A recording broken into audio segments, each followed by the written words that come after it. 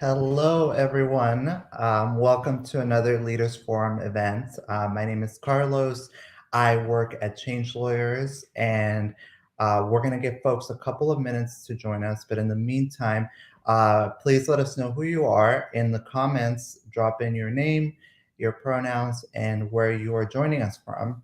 I'm seeing a lot of folks joining us again who've joined all of our previous Leaders Forums events. So happy to have so many familiar faces back. Today, we're going to be talking about interviewing, which is sort of like a personal stress topic for me. So I'm very excited to be able to host something like this because I know that for a lot of first generation folks, interviewing is very intimidating to say the least. So welcome to all of you. Welcome, Ashley, joining us from LA. So while we get started, if everyone can just let us know who you are, start building community here with us. Type in your name, your pronouns, and where you are joining us in the chat box. And as a reminder, we will be having Q&A at the end with the instructors today. But if you do have any questions for them, please just drop them in the comment section throughout the conversation. They will be able to see that, and they will also be able to respond in real time. So with that, let's go ahead and get started. Welcome once again, everyone. My name is Carlos. I use he and they pronouns, and I am coming at you today from Oakland, California. I have many identities. I am Latinx. I am an immigrant. I have recently discovered that I am neurodivergent, and I hold all of my identities very close to me. They all are a part of who I am. And today's conversation is part of a 10 class leadership development academy that Change Lawyers is running called Leaders Forum. You can learn more about that in the link in the description box. We're doing topics on imposter syndrome, microaggressions. Today's topic, how to interview. Next month, we're going to do one on how to own your values and show up as yourself. So if you're interested, please go ahead and use the link in the description box to register for the rest of the events. Now, with that in mind, I want to introduce our guests today.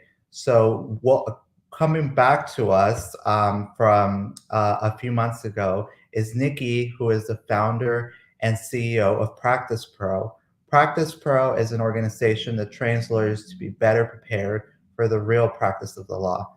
Nikki speaks to law firms and companies nationwide on a variety of skills and topics, including diversity as a business asset.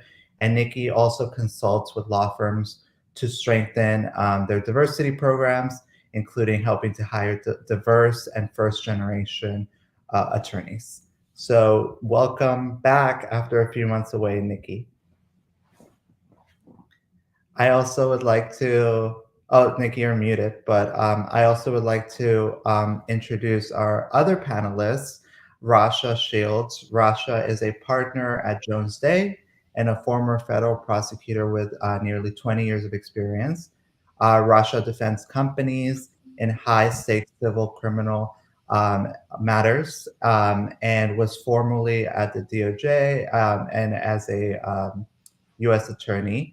Rasha has been lead trial counsel in federal court, has argued before the California State Supreme Court, and has submitted amicus briefs to the U.S. Supreme Court as a lead counsel. Rasha is also the president-elect of Change Lawyers and a huge, huge asset to our organization. So welcome, Rasha. Hi, everyone. All right, well, I'll let the two of you take it away.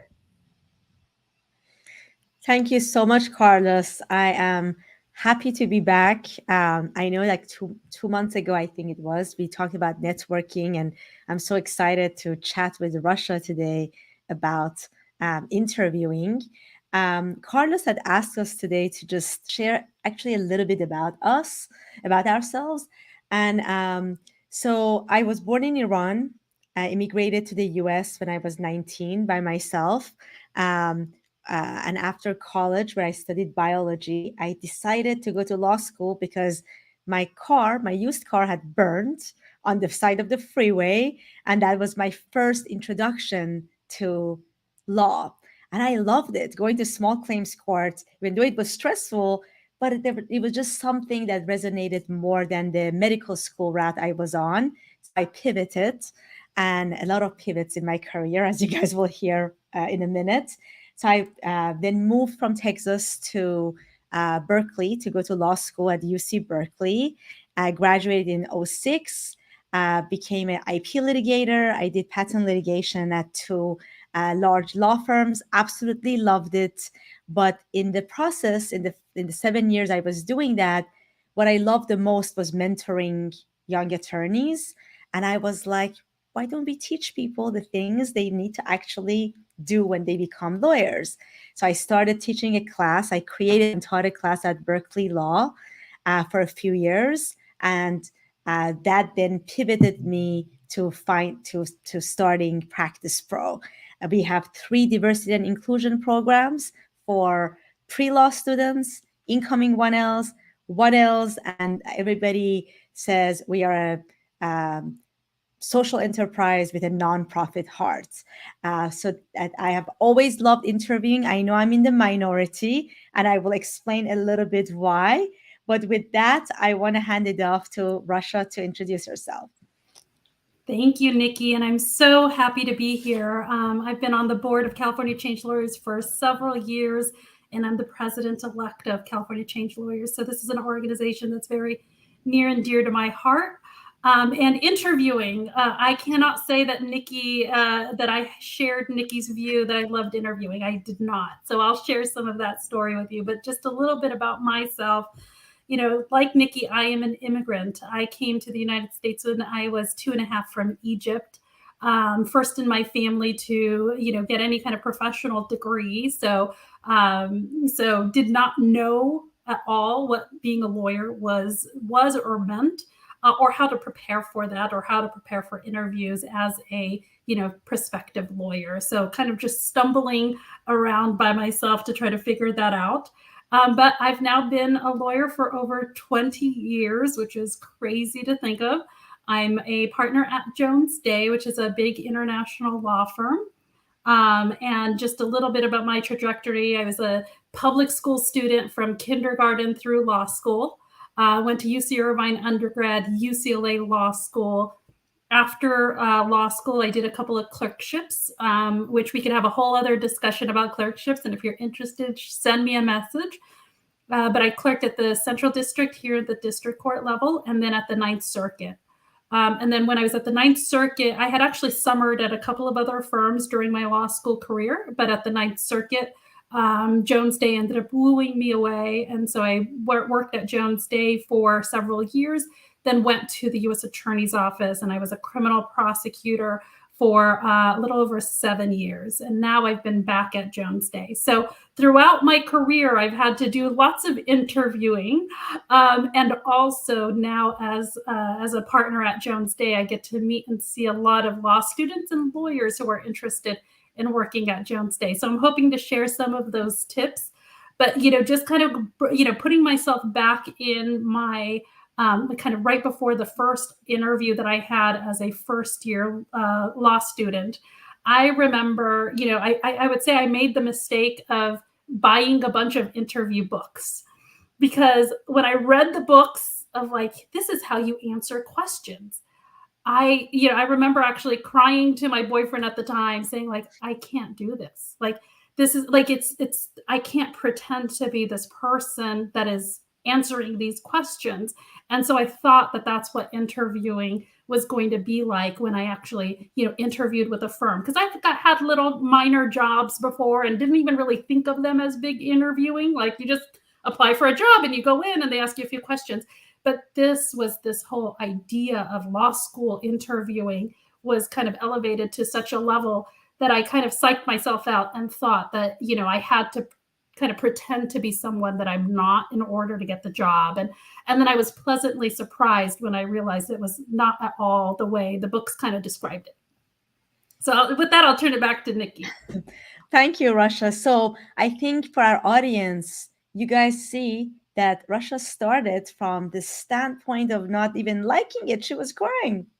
And look at her 20 years later. So I hope this, we start this session with you taking a breath and realizing that this is a skill you can learn. And we're going to start helping you a little bit today. And thank you guys for all introducing yourselves. And if you have feelings about, interviewing that you want to share, go ahead and just get it out. Just put it on chat. So, Rasha, I wanted to first, before we talk about the interview day and what was really freaking you out about the whole process, I want to first take a step back and talk to you about process. So you realized that law school recruiting had this whole process you were unfamiliar with, right? And then there have been, process in getting hired at the government. Can you first just tell us a little bit about, if I wanted to let's say as a summer associate or, entry level associate or any associate, if I'm interested at a law firm, can you tell us generally what that process is? Sure, and big law firms might be a little different than smaller law firms, right? So even within an industry, there might be lots of different kind of steps to take or different processes to help understand. And one thing I would say, which I was a little bit more ignorant about, but I would encourage you all to do, is ask people who've already gone through the process, as opposed to all of the 1Ls together freaking out, right? Like just asking each other doesn't necessarily help demystify the process, because there's lots of speculation, or like, oh no, well, you need to do this, and they don't actually know. But talking to people who've gone through it. So if you're applying to, say, a big law firm as a law student, oftentimes there's this whole process called on-campus interviewing, where the law firms will come to your school and you have to sign up, and there's a whole process for signing up. And then so they do screening interviews. And I would say this is where we get most of our summer associates. I would say the vast majority of summer associates come through this channel. There's been on-campus interviewing where people have done a screening interview. And then during that screening interview, the decision is made whether or not to give them a callback interview, which means going back to coming back for a longer series of interviews with more people to see at the law firm. That's wonderful. And if I may add, so for those of you who will participate in the diversity job fairs this summer, or any type of pipeline program, it's just that screening interview that Rasha talked about that happens at OCI or on-campus interviewing. That is the similar mindset and the similar skill level when you're doing any kind of screening with a firm. Maybe a firm really likes you. They've met you, as a 1L, and they're just say, talk to, like, you're going to have a phone interview with Rasha. That's the screening interview. It's you and one or two other people. It's brief. It's just intended to see very quickly, without bothering these guys with very expensive billable rates, to just see if this could potentially be a good match. It's kind of like dating, right? You go on a first date, and then maybe you get, like I always say, it's like The Bachelor. It's like you first have like the one-on-one, the screener, then you might get invited to meet the family. So just think of it that it just makes it more fun. So I want to try and talk a little bit about, some of their audience, they might not be interested in big law. They might be interested in government or something else. But let's just say if you, with your 20 years of experience, you were for whatever reason, you wanted a job that, whether it was in law or outside the law, or, it doesn't even have to be a job, where you're not familiar with it. Do you think, how important do you think it's knowing that process and those steps in actually, preparing and doing well at the interview? I do think it's important to try in every different way to try to learn what the process is going to be like. So whether it's, what information is actually sent to you by the company, like, oh, you're going to meet with X number of people. Okay, can you then do some research about, the company and the people, just to get a little bit of that information, or see if there's anyone else that or if you're starting to develop mentors, whether your mentors know, that can put you in contact with someone who either works there, has worked there, knows something about it, anyone, or has gone through any similar process, because it can be very helpful. When I was before I started at the U.S. Attorney's Office, I had applied to a couple of other district attorney's offices. And I was very glad to know that someone had kind of tipped me off that for one of them, I'd have to give an opening statement. Right? So going into a process where if that was completely blind, I would be a little bit more stressed out than if someone even just tells you, hey, by the way, when you're applying to this, organization, this is kind of something that they do differently, or be prepared to answer these types of questions. And again, sometimes your law school career center can really help you with that one. When I was at UCLA, or after UCLA, one of my good friends now, but it was someone I had never known before. He reached out to me when I was at Jones Day saying, look, I'm applying to the U.S. Attorney's Office. You don't know me, but someone in career services said you might talk to me. Can you help me, or can you give me some insight? And I sat and helped prep him multiple times, right? And now we are good friends. So take advantage of all of those opportunities to try to learn the process, because it could really make a difference. I really like that, Russia, because sometimes when you're underrepresented or the first person in your family to, you know, walk this journey, you feel like I just don't know and I have to walk this all alone. But I really liked how Russia was, highlighted that it's just not one node of access, it's multiple access points. So let's pretend I'm about to go interview at Jones Day. So I'm going to sit back and say, okay, who do I know? I know Russia already now, right? I'm going to go talk to CDO and see if they have any input about how Jones Day approaches their interviews. I will also then see if my student organizations or former organizations, if there's anybody there, I will check on LinkedIn. And maybe I don't know anybody, but maybe I know somebody who knows somebody. But and in that process, let's say you go through the whole thing and you still don't find that data, but I assure you, you will find other data or maybe some information about somebody else hiring. And by knowing the process, if I know Jones Day in their callbacks, are they just chatting with me, most of them? Do they like behavioral questions? So we're going to get to the nitty gritty of the techniques that you need for performing that day. But by knowing what's coming at us, we can prepare better. And I always have students ask me, oh, now that I'm a practice pro scholar, you're going to tell me everything, right? So I don't need all these other things. And I'm like, no, it's a team sport. We need everybody. We need CDO. We need your peers. We need your mentors, and you have us. So it's like, make a chart, plan it out, write down the process and go for it. So I wanted to now, we know the process. We're still not on the interview day. We are now, like a good athlete before they just show up on the court and they put on that game that everybody watches. They have training.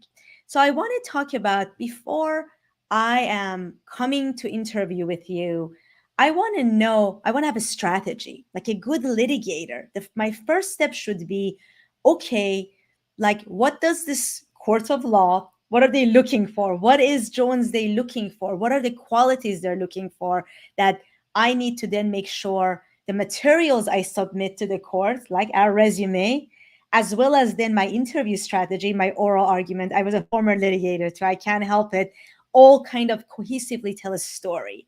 So Russia, can you share, from the standpoint of hiring people or being in the profession, what is it that the legal employer really looks for? What are these that you want to see or maybe you don't really want to see?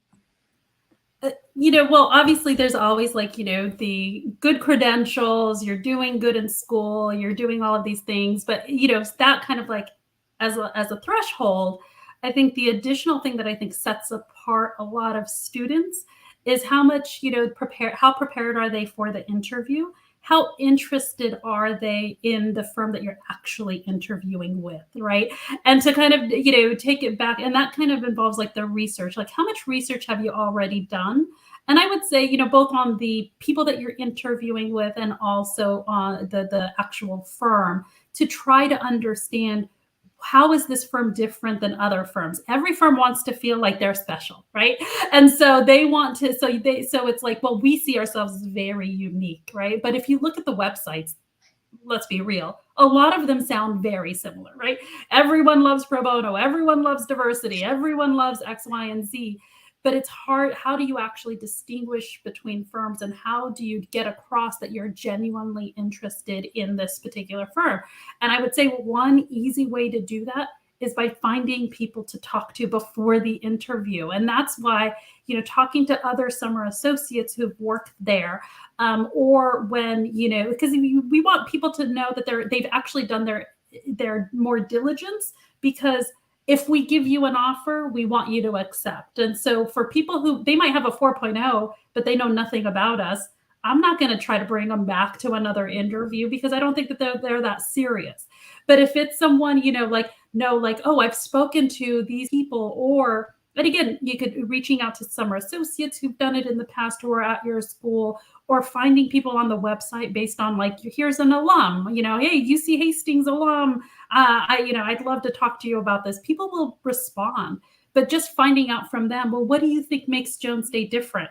And then you write that down. And then during the interview, when you're asked, well, why are you interested in Jones Day? It's like, well, I spoke to Madison who mentioned that blah, blah, blah, blah, blah.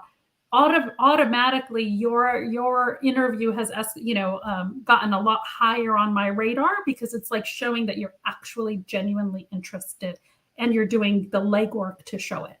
That's at least one of the many things.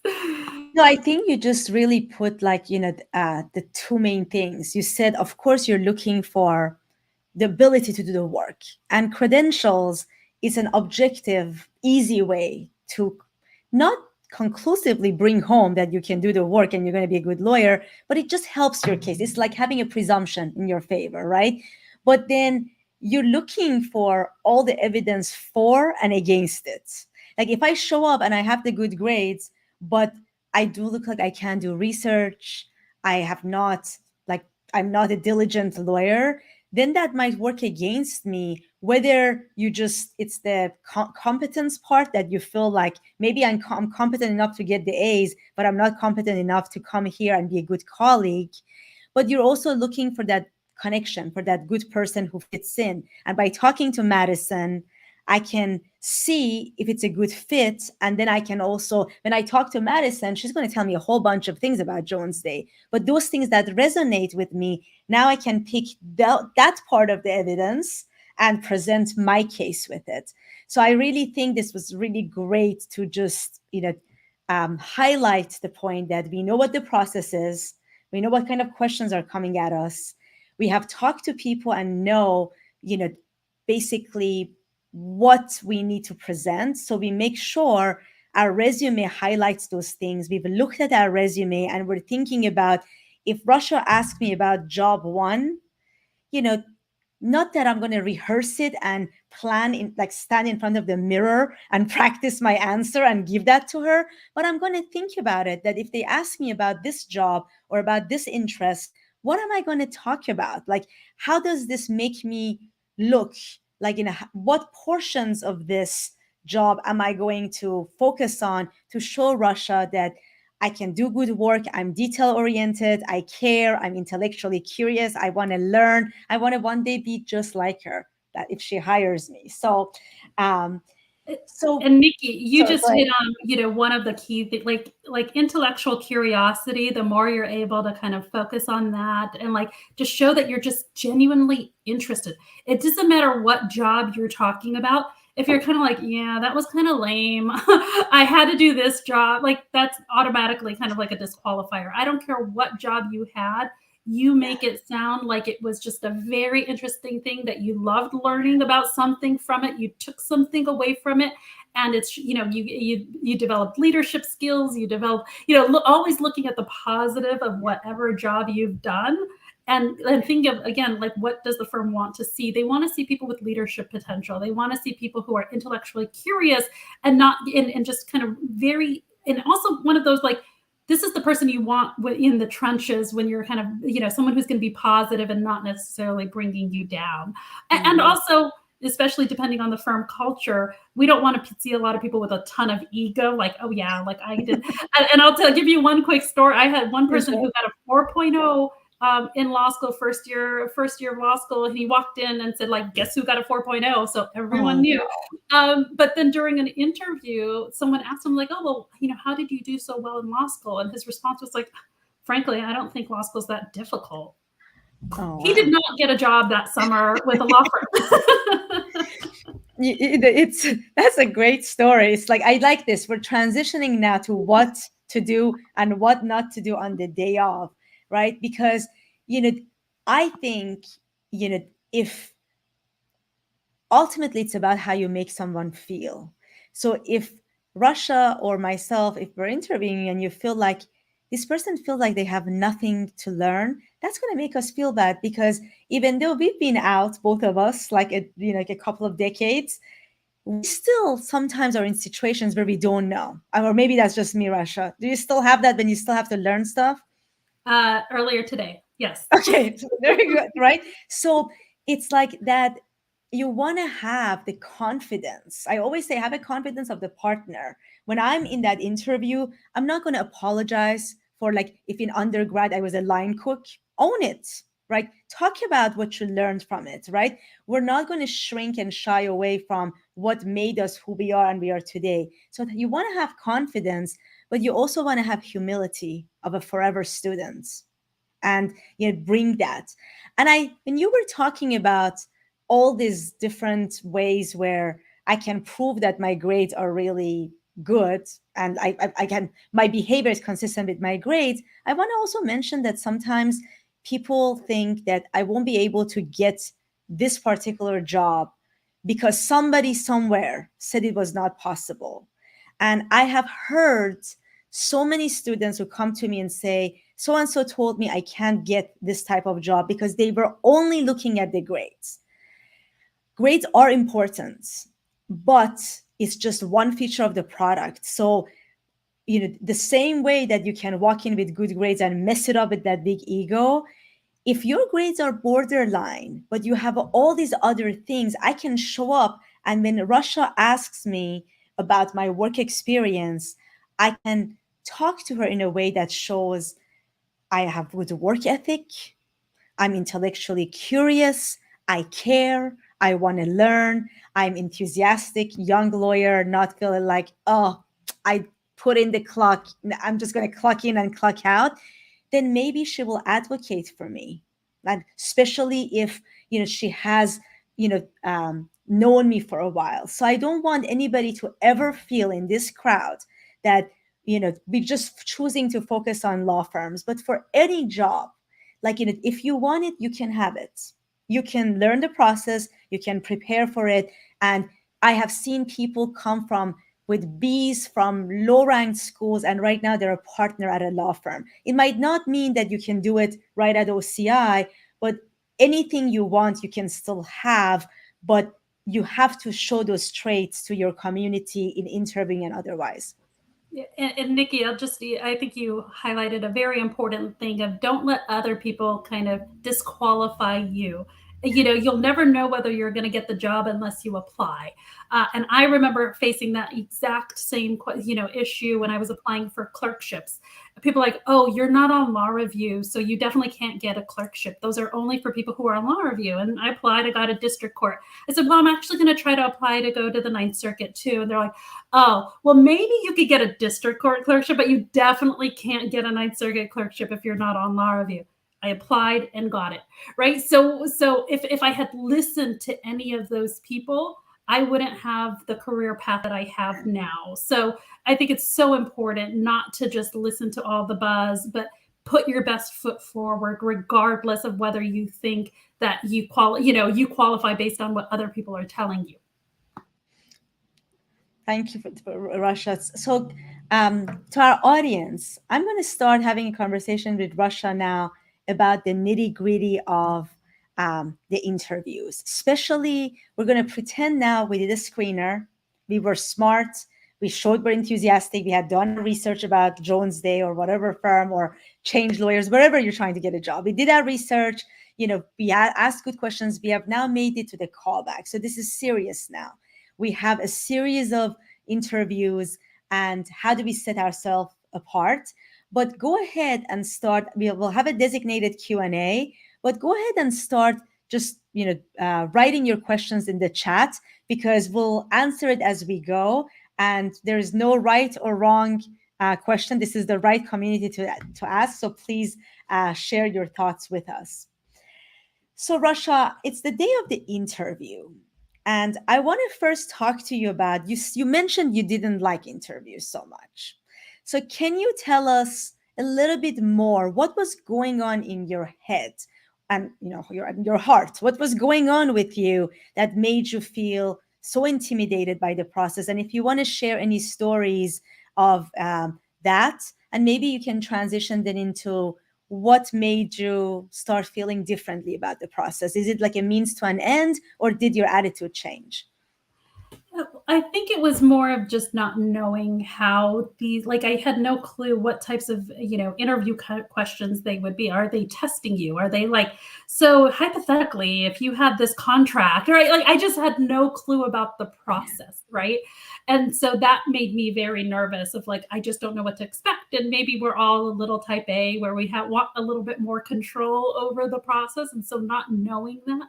But then to me, it was also more reading some of like the corporate speak that was written in these books of like, well, it's like, well, tell me about a challenge you've had. It's like, well, Bruce, like, I'm like, I can't fake some weird persona of this, where I'm like really faking an answer. And that's kind of when I was reading these books, it sounded very kind of like robotic and a lot of kind of like verbiage that would not normally come out of my mouth, right?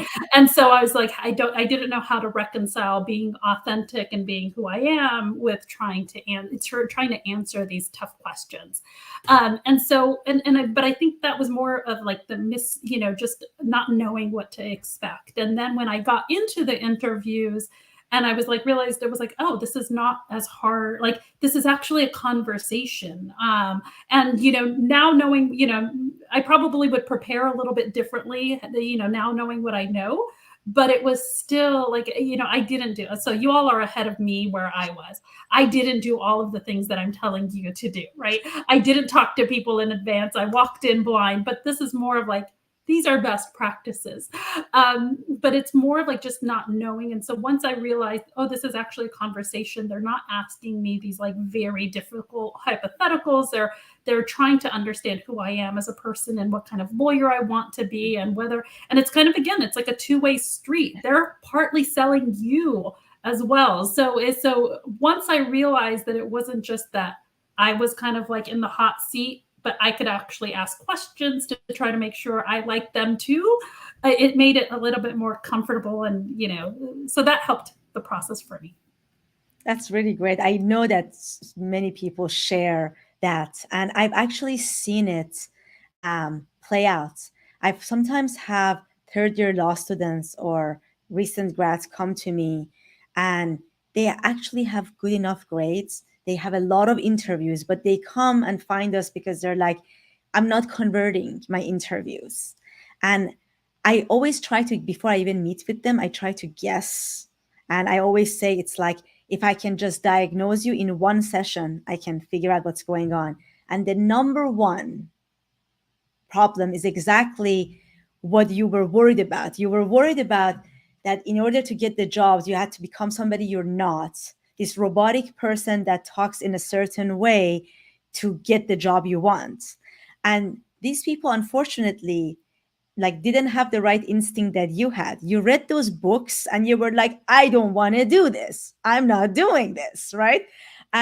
But these individuals, rightfully so, they took that advice from those books, and now they were showing up. And when I would like talk to them and when I would interview them, they were just this robotic person. They were like thinking that, whether like they have to speak in a certain way or they need to be really serious. I need to be super serious so you can take me seriously as a lawyer. Someone had said, I look young, I'm short, I look like in it, or whatever, whether it was internal or external, they had decided they have to play this role. And, I don't think we're not trained in being actors and actresses. So they were not playing the role convincingly. Wow. And it looked weird. And I have done this a couple of times where I just simply tell the person, hey, look, you've had like 15 interviews and nothing. What do you have to lose? Let's unleash you, be you. And both times the person has come back and they got the next job. So don't be robotic. You can, if you are here today, I think you're going to be professional. If you're part of this community, I think the fear of I'm not going to be professional enough is unfounded, because you're going to dress right, you're going to show up, you're going to do your homework, you're going to do your research.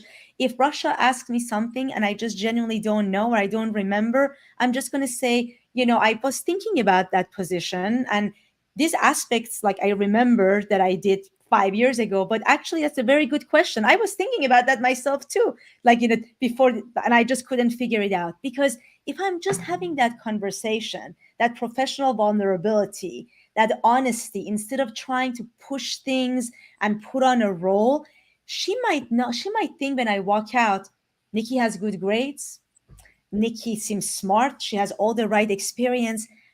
And she might not be able to put her finger on it because I was robotic and I was fake, but it might just make her feel like she's okay, but let's see other candidates. So just be the professional version of you, and I think you'll be okay. Um, I was wondering if you have seen other mistakes people make in interviews besides being robotic, and maybe also you mentioned like not knowing enough about the firm and not showing their interest. Anything else to close this topic? Yeah, no, I think that, one mistake, and I try to do some mock interviews, and when you have an opportunity to do mock interviews with like law firms, like when they offer it for diversity reception or other, you should do it because that'll give you a better insight as to what it would actually look like. But when I've done some of these mock interviews, and I see them in real interviews as well, is like sometimes even just asking like a very quick, like, oh, tell me a little bit about yourself. And then sometimes people just don't know how much to give. And sometimes it just drains on and on and on and on. And you're like, okay, well, I now like 15 minutes is up and I only have you for another, 5 minutes. You've kind of like monopolized the entire time. So so to me, the way I help prepare for that in advance is like, I'll kind of like write up like little bullet points. What are the like top few things that I want to make sure I get across during this interview? And it's like, so tell me about myself. It's like, I'm a first generation professional. I did this. I clerked. I did, worked at the night circuit. Right. Like, here are the few things that I really want to make sure I get out, and like leave them wanting more. Right. Like, they could always ask you follow-up questions, but if you take up the entire time, then that, so writing up thinking of your story in bite sizes will help deliver that a little bit more. And then also coming together, like, what are the 5 questions that I will have when people say, do you have any questions for me? That question can come up very early in a conversation, and they want to see what are your specific questions. And so sometimes, or like, again, and being prepared, like, I know they're going to ask me these 5 questions. Why are you interested in Jones Day? Why are you interested in the law? What do you want to do once you graduate? And just think about, like, what are the few things I want to make sure I get across that presents me in the best light, as opposed to when you're just talking to your friend and you can like blab on and on and on the entire time, right? Like, think of how do you synthesize your story as quickly as possible so that you could get the most, interaction back and forth. Because I'll tell you, a lot of times interviews that feel like they go well, the attorney's doing a lot more of the talking. They're like, oh, that reminds me, oh, no. And then, because lawyers love to hear themselves talk, and they're like, that person, she was really great. And it's like, she got me to talk all about myself. I love it. Like, I love it because, like, it's the concept of you make your number one job, actually your only job, is to make this person feel good. And this lawyer has been billing, has been dealing with family stuff, right? And now you're the fresh air of youthful enthusiasm, and you are here. So let the person talk, ask them good questions, like Rasha said, and let them, like, don't freak out that, oh my God, I didn't get what I needed to get out. And I really love what you said about, you prepared. I maybe the most important thing we've highlighted today is, just like the athlete, that what they do before the match is more important than actually then that prepares them for that. You were so proactive. You figured out what your talking points are. I'm not going to leave this interview without being able to at least get these things out quickly. So when the opportunity comes, whether it's by a question that the interviewer asks you, or now it's time for, if I didn't get a chance, now when I'm asking questions, I might ask a strategic question. So when Rasha answers it, then I can weave in my talking point right in there. So I just loved how proactive you were in, like, or the ideal candidate was in, coming to the interview. And the questions thing, when you said, the interviewer might ask you 5 minutes in, it really freaks out, especially law students, because I have now prepared to answer everything about my resume, and we have 20 minutes, and now and I have 5 questions. And 5 minutes in, you're like, "Do you have any questions for me, Nikki?" And now I've asked Russia question number 1, and as she's talking, I'm thinking, "Oh my God, there is still 20 minutes left. I'm going to run out of questions." Don't do that. Just listen. Listen to, so that's the huge mistake law students make. It's better to ask your interviewer 2 questions, but make it into a conversation that have the most impressive list of questions. If I ask the most impressive question about Jones Day and I don't listen to Russia and she gave me this beautiful answer and I go straight back, just straight into the next question, then it does not allow her to shine enough in that answer she gave me, and it won't be as engaging. I think we have a question that came through, just quickly reading it.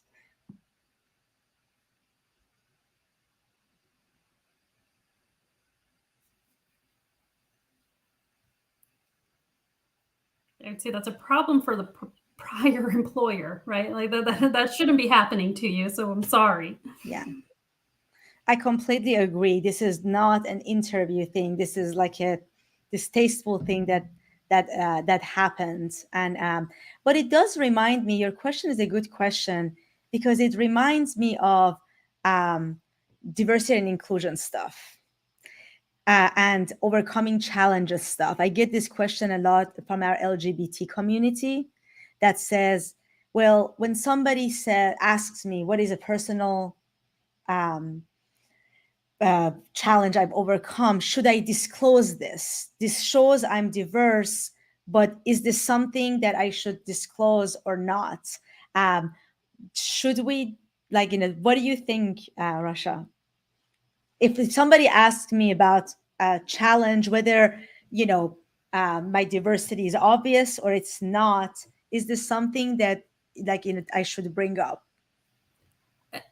I'm a very kind of like you get what you see type of person, and so I love the authenticity of people, and I've interviewed people with disabilities or had other challenges, and to me that just makes them an even more desirable. Like look at how they've overcome all of these other issues. So I see that as a positive kind of like reason to advocate for someone, as opposed to, all things being equal, it's like, oh, they also have these additional things that shows their grit, their work ethic, that they were able to do all of these things, overcoming other challenges. So I tend to lean more towards disclosure than not.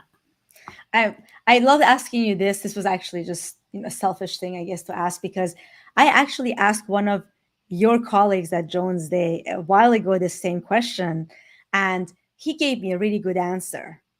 It said it depends on who you're interviewing with. Like, when you go to court and you should know your judge. So now we know, what Russia wants to hear. So if we know someone, like she was talking about, if we have done our homework, then I might know what dish I want to serve. Do I want to lead with that or something else? But sometimes we don't. We just have their bios on the website. So the advice I give my students is I try to do as much psychological analysis as I can, looking at the bio and the LinkedIn. If I feel like I can immediately feel from Russia with the way she chooses to own her career, all the things she has listed. She's the president-elect of Change Lawyers, right? So with this, I might lead with that and just say, I've overcome this. If I see somebody else and I see from their bio, they're very their bio is all about their licensing and, publications and speaking engagements. What I'm also interested in, I might give them an entree first, and then also serve them the side dish. So I'm with you. I'm always in the, of you disclose it in a powerful way, in an empowering way. I always love the stories of, this is what happens. This is and this is how I've overcome it. We want it to always end on a positive note. It's like whether it's asking about my grades or a personal challenge, but I really liked the like knowing your audience, or at least trying to know it, and being able to talk about it in a positive way. And I will kind of add on to that too, is like, remember, and again, and I know sometimes, like, look, you just want to get the job, right? Like, and if that's like your number one priority, then I think you have to be a little bit more differentiating. But you also have to treat an interview as you are interviewing them too. And if they, like, you don't want to work at a place where they are going to treat your, disability or diversity negatively. And so it's like, so you want to kind of know as much about them and how they treat you as you are kind of interviewing for the job. And like, I'll tell you, one of my mentees, she a Black woman, right before on campus interviewing, she asked me, she's like, do I need to straighten my hair? And I was like, that broke my heart. Like, it's like you be you. Like, if you want to do that, that's fabulous. But you shouldn't ever feel like you have to be someone different or not your authentic self. And so you don't want to work at a place that is going to force you to kind of be in a box the entire time. That's just not sustainable. So just keep that in mind too. But I know that there's, real life pressures of, I need to get a job because of this, and all of my responsibilities and family responsibilities. But keep that in mind, and especially when firms are looking to hire diverse candidates, that are looking to do all of these things, make sure that you feel comfortable with them as well. Mm-hmm. It's not just a one-way street. I love it. And we talked about the process. I think there's this sweet spot between getting an offer and accepting an offer when you ask all the hard questions. Of course, I want to do my research about D&I and their attitude about important things. But in that 30 minutes of callback, because I understand I'm first a lawyer and then everything else, I might choose when they say, why are you interested in Jones Day? That's my personal style. I always talk about the substance, why I'm actually really coming here. Maybe I really see that they have a lot of like fantastic litigators that have come from the government like Russia. And this is why I want to come here, and I want to learn from the best in that substance. But I also have heard about this D&I initiative they have, something specific. So I will talk about both, but because it's an interview and I want them to understand that I do get it, that we're in the business of providing legal services, I will make sure if I'm talking about the D&I stuff, I also talk about other things. It's a balanced meal, right, that I'm serving. After I get the offer, because I have shown why I'm really coming here, why I even want to come to this firm, why I want to be in Russia's department, right? And she's gotten whatever she wants from me, and I get the offer, then I go guns blazing, and I get all the data I need directly, as well as through contacts, to make sure this is really that nurturing environment for me, that I can prosper and then also pay it forward. Carlos, are we out of time? You have a few more minutes left, and so I just want to invite folks to ask any last questions or comments. But I wanted to sort of linger on a point that you all were talking about bringing your full self to the work. It's one thing to do it at the interview, but like it's another thing to do it throughout the entire process. Like if you are hired and then you start the job and then your career. So could you all speak to that type of anxiety? Like how would you continue to bring your full self past the interview? I believe, like, in that proactivity that like Russia talked about, I believe you continue bringing it like after the interview is over. I also think we have a responsibility, like when I would get the job after do you mean like once we actually start our career? Did I understand the question right? So once I started my career, I always feel like whether I speak to someone of that already is familiar with the Iranian American community or somebody who's not, and whether they have an explicit bias or an implicit bias, I feel like, instead of feeling sad about it, I always feel like I am so powerful. I'm a representative here. So, I look at every opportunity when I deliver work product to my supervising attorney, and whenever it's a chance for chit chat, or they're like, what did you do in the weekend? I make sure I actually share those things that are important to me, because I started my career making the mistake of not doing so.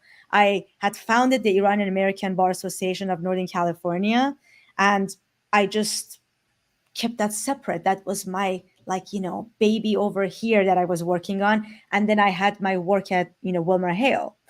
And someone, a speaker they had brought into the firm, was talking about how you can connect the different parts of you, because we're complex. We're also complex. We have so many interests.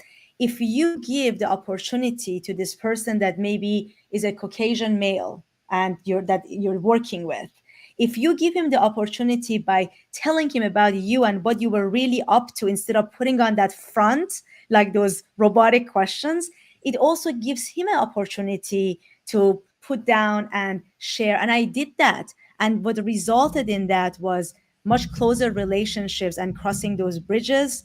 It meant the first firm sponsor of IAB in Northern California that then started like putting that, like I didn't even know you can get firm sponsor. Like, when you're doing things by yourself and you're not, sharing, you're also not giving other people a chance to learn and grow and help and be an ally as well. So that's how I have approached it.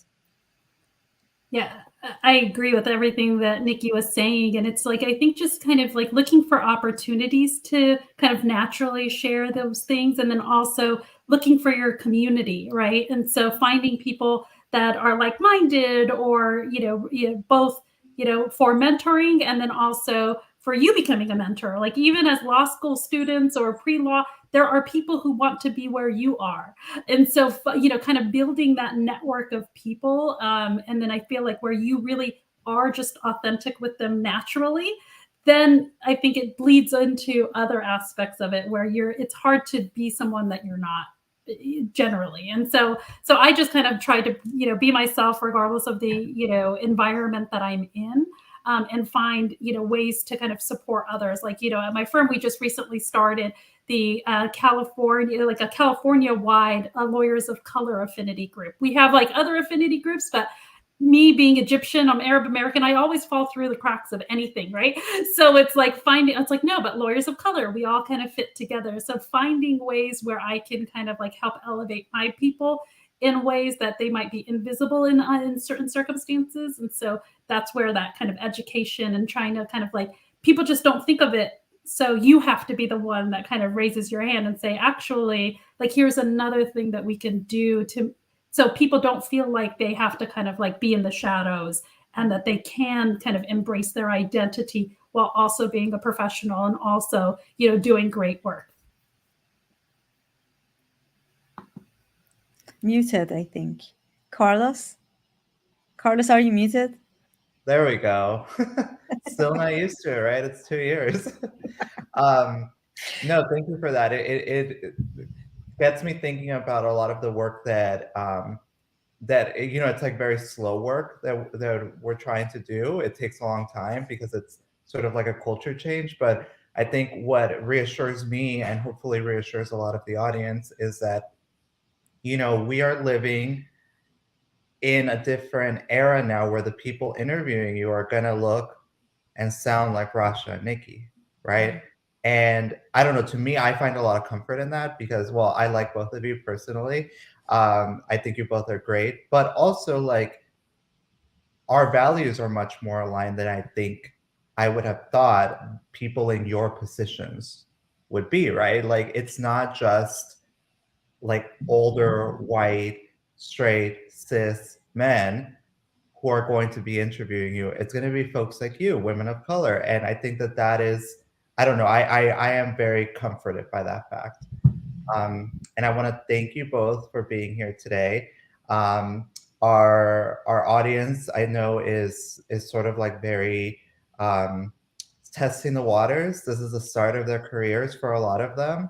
And so to hear from you all, and also like to hear from people like you with your resumes and how much you've accomplished, it's kind of like a sigh of relief, like, "Oh, okay, they did it, we can too." So thank you to the both of you for joining us. Any last words, any party thoughts?